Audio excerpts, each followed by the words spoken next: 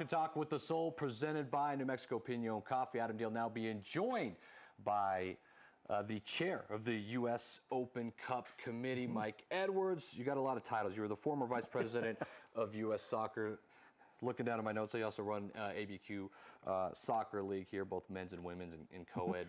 Very fun league. I play in the league every year. It's ran really well. Glad you could step on and join us. The first thing I want to talk about, though, obviously, is the U.S. Open Cup. So we're through the first couple of rounds. What do you think so far? Followed together exactly like you expected to. We had some structure changes to how we set it up this past year and removed the reserve teams in the United Soccer League, and that opened up some more spots for the real amateur teams to come in, because we start beginning of January with 128 teams, and just boom, boom, boom, it moves fast. And so right now we're into the energetic round where you're finally getting the real amateur clubs getting the survivors getting to square off against the pros. The North American Soccer League comes in the third round, MLS comes into the fourth round. And right now we're at that point where we've got 3 legitimate amateur league teams left, 3 PDL teams, and an NPSL team left in the mix. And this is when it gets pretty exciting, because they get to square off against the guys that get paid to play soccer for a living. Now, if you're not familiar, almost like the FA Cup, we went over the highlights of Manchester United beating Crystal Palace earlier, much like that, as amateur teams, like you mentioned, could make their way and end up playing pro teams and even make a run at the Cup. First thing we want to show you, though, is your very own Albuquerque Sol did play in the opening round. That's how they opened their season off here at home. And so we have the highlights against Harpos FC. In the 14th minute, Harpos, though, get things going. A missed clearance here, finish in the back of the net, and it's 1-0, just like that. Harpos on top. Watch it again as we got some slow-mo for you. But really, Harpos FC, you could tell this team has played together. Technically, a very good team. They consider themselves a pub team out of Colorado. I think it was an unfortunate goal here, just really a missed clearance by the Albuquerque Sol, and it's 1-0. That's in the 14th minute. As we move on a little bit, second goal then. In this one, maybe a little bit of luck, Mike, because that's a handball right there. And so maybe should have been a PK, but then, bam, Shane Wheeler, player of the game, puts that home. Lefty just inside the 18, and the 33rd minute made it 2-0. And so Harpos FC advanced to the next round, in which then they went and played in Colorado Springs, right? Yep. This is the difference between good fortune if you're Leicester and good fortune if you're Crystal Palace. Crystal Palace wins one game, they're happy for another century. Leicester's got to do it over 38 games, and this is the joy and the heartbreak for Ron with the U.S. Open Cup. And you could see exactly that was you're up against a team that's been playing together all year. And it's unfortunate. I just think how early in the season it is, just how it has to be. I think if the Sol now, with the way that they're playing, were to play that game against Harpos FC, I think outclassed them, to be honest with you. But that's how it is. And so Harpos FC move on. And so talk about some of the amateur teams that are still around. Right now we're still looking at Chattanooga FC from the NPSL. They're a dream team that fills up a stadium in a pretty small place. You still got the Des Moines Menace from the PDL. You got the Lansdowne Boys, are just a good old amateur club, just like an Albuquerque Soccer League, like the team you play on. Some quality teams. We have some teams. I'm starting to work now to see if I can't get somebody to bite from Albuquerque Soccer League, because we're already doing applications for the 2017 Open Cup. Wow. So you still got those guys in, and the real hook for some of them is, first you want to beat a pro team. Everybody wants to beat a pro team, but whichever amateur team advances furthest into the Open Cup gets a $10,000 bonus. And that'll buy a lot of Pinon coffee. I hope it would. Okay, so U.S. Open Cup, also some PDL teams alive as well, much like the Sol. Yeah, got 3 PDL teams left in the mix. And believe you me, when we square off with the NASL, one of them, 2 of them, all 3 of them may win. Could get on, yep. Could get on. And then they get to square off against the big boys, and mark my words, there'll be a couple of MLS teams that lose. You made reference to the FA Cup. That is the perfect analogy. I think people, if you understand the sport of soccer, football, wherever you're from, if you mix it with football any given Sunday, it's very true Yeah. with soccer, because not always the more technical team or the better skilled team wins. Things can happen. A great defense can keep you in a game. Counterattack, free kicks, a lot of things can push. An uncalled handball. There you go. There you go. One guy's through and the other guy's not. Yeah, you're right. Germany's in the semifinals and the U.S. isn't from an uncalled handball. That's heartbreak of the game. That's a long time ago. I mean, U.S. fans will remember that forever. Yes, we will. Speaking of USA, it's a good transition. USA Soccer International friendly at Puerto Rico. Well, first we'll jump in, and Ron Patel will come join us. But first, we'll talk about the group that USA is in, and this is coming up this summer. Ron, talk about that. I mean, they've got Colombia. If we could throw that back up again, we've got Colombia, USA taking on Costa Rica, and then USA taking on Paraguay. Not the easiest of groups for them, right? Definitely not the easiest group. That first game is going to be a lot of fun. June 3rd, it's a Friday night at Levi Stadium up in the Bay Area. I've been to that stadium for an American football match, and I'm hoping to be there for a Liverpool match actually this summer. Very cool. But we'll be showing that game over at Star Brothers Brewery. Be a great crowd out that night to watch this and root the USA. Obviously, the U.S. men's national team's had a tough going as of late. We'll get into the most recent friendly, which didn't have a lot of the players that will be featuring this summer. But I'm very curious about the steps that USA are taking, and we're going to find out a lot, I think, this summer on where they're going to be.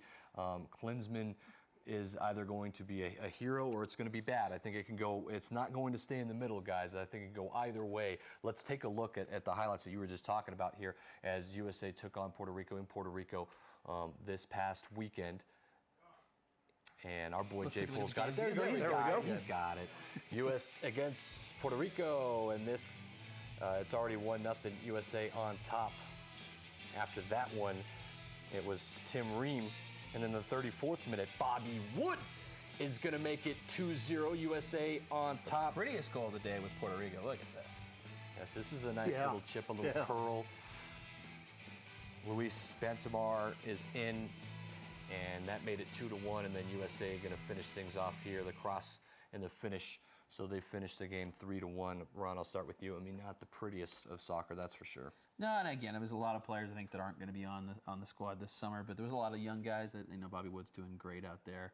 I personally like the fact that some players are choosing to stay now in MLS and going across overseas here. I know you don't. You've been vocal about that. We can agree to disagree on some stuff. Yeah, that's fine. It's okay. But Mike, I mean, you've got to love the fact that some of these young players stay home and go into the MLS instead of going to Europe when they have a chance. Well, yeah, it's really what MLS needs a lot, is to be a league of choice and not a league of necessity. Yep. And so, you look at a guy like Dempsey, a guy like Altidore, we'll look at what their immediate options are given the circumstances they're in Europe, make a decision to come back. But what I really like is the idea that you look at Morris deciding to stay in Seattle, turn down the offer we assumed that he got from the German club. And seeing these guys start out here in MLS, I think that brings fans. I think that brings just continues to enhance the credibility of the league, that a professional soccer player thinks this is my best first step. Because they don't make that decision without a lot of advice from a lot of knowledgeable people. The problem is the league currently is not getting our national team, nor is it getting these players ready for the next step. Okay, and the MLS is too much of a physical league and not enough of a technical league. And I think Pirlo actually said those exact same things from Italy. Now, Pirlo is one of the more lazy midfielders because he can be, right? Because everyone worked around him really well. But, and he's just so good on the ball when he gets the ball and controls it so well. It's not like he's running up and down the field. But it's the truth. I think the MLS is too much of a physical league. And now Americans will sit back and be like, hey, well, what's your problem? Soccer is a physical sport, but technical first. Technical. Speed is not the most important thing. Physicalness is not the most important thing. If we're going to advance, our leagues need to be more technical. I don't think it's helping our national team. To me right now, that's more important than the MLS. The MLS isn't going to grow into the sport that is going to compete with the Premier League or any other league. It's not. I don't care what anybody says. Right. I don't think so. Mike? Well, NFL Europe isn't going to be the NFL. Right. I think it comes down to coaching, and that's why in the last 2 years, U.S. Soccer has made a dramatic revamping of its coaching program. And basically what MLS is using, because it's predominantly American players, is the players we produce in the United States. And the coaching, what we have expected of coaches, has not met what I would call the standard of producing professional quality soccer players. And U.S. Soccer made a pretty strong commitment to that, both in tightening up and strengthening the coaching curriculum, building a higher curriculum above just the A-licensed coach that we're all used to seeing. And I think you'll see that pay off in years down the road. The problem is you tend to deal with immediacy as to what's going on right now in MLS. But let me ask you, are our best players in America playing for the U.S. national team? They're not. I mean, they're not even getting seen because they don't play with the richest club team that makes it to regionals every year, that can get recruited to go play college. I mean, they're not playing with the better club teams that are the more predominant club teams that cost money, because I think our best players come from a little bit more from poverty, and they don't get the opportunity to get seen to then go to Division II or Division I soccer and then make their steps or make their ways. We've come a long way in this country too. I mean, if you step back and kind of look back 15, 20 years ago, and I mean, the fact that we have these soccer developmental academies all across the country, obviously we need one in New Mexico, and one of our goals as an organization is to help get that however it comes. Which would be cool. But you've got these organizations, and I've got friends that were around that were working for these clubs when they started, and the friction they got from the local youth clubs, because they came in basically just picked off their best players. And then they've got to go try to sell tickets to these clubs, these youth clubs that are in the markets where they're going to play their games. So there's a lot of friction when it started. I mean, you've been around it a long time. Yep. You got to bear in mind, people play soccer for a lot of different reasons, and especially in youth soccer. For some people, winning the state cup, going to the nationals is big news. For some people, getting a college scholarship, which is a uniquely American phenomena, is a big deal. And when you try to mix that into what goes on in other countries, you're running a marathon, you're not in a sprint. As long as we have college soccer has an endpoint that is different from developing professional soccer players. It needs to be, because I'll tell you this, just knowing when playing in college soccer, a Division II team, a Division III team, an NAIA team can beat a Division I team all the time. And that can't happen in any other sport. That will not happen. In our league, it will. It's because the best players are not going to play D1. They're being spread out, which then there is no good funnel to get to our pros. So the college system and the way kids are recruited, and I think it comes from club, because the best players aren't always on the teams that win state cup and go to regionals. And I know we're going to have to break here shortly, but I do want to add also, for the growth of the game, I think the lower leagues, and I'm not just saying this because we're a member of the lower leagues, but the lower leagues is really doing a great job of strengthening. We've seen it in England for many years, and all of the European countries. You've now got organized soccer. We're an example. It is. In it's New a good Mexico. Example. I think there's NPSL, there's PDL, there's NASL, there's USL, there's all these other leagues. There's the UPSL in California and Arizona now too. We got to step aside.